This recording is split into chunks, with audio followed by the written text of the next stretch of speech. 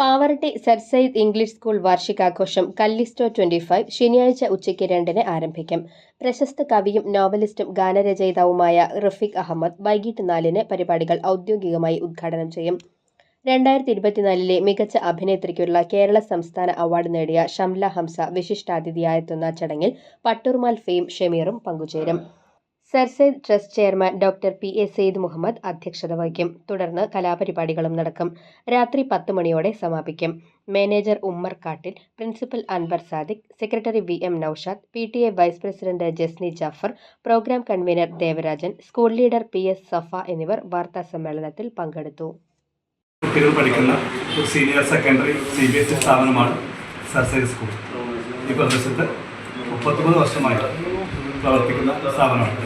ഈ വർഷത്തെ ആനുവൽ ഡേയുടെ പ്രത്യേകത 2 പ്രധാന ഗസ്റ്റുകൾ വരുന്നുണ്ട്.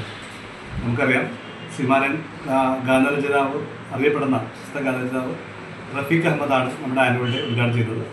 ആനുവൽ ഡേയുടെ പേര് കലിസ്റ്റോ, ഗ്രീക്ക് പദമാണ്. ബ്യൂട്ടി എന്ന അർത്ഥത്തിൽ വരുന്ന കലിസ്റ്റോ എന്ന പദമാണ്. 4 മണിക്കാണ് ഉദ്ഘാടന സെഷൻ വെച്ചിരിക്കുന്നത്. കുട്ടികളുടെ കലാപരിപാടി 2 മണി മുതൽ സ്റ്റാർട്ട് ചെയ്യും.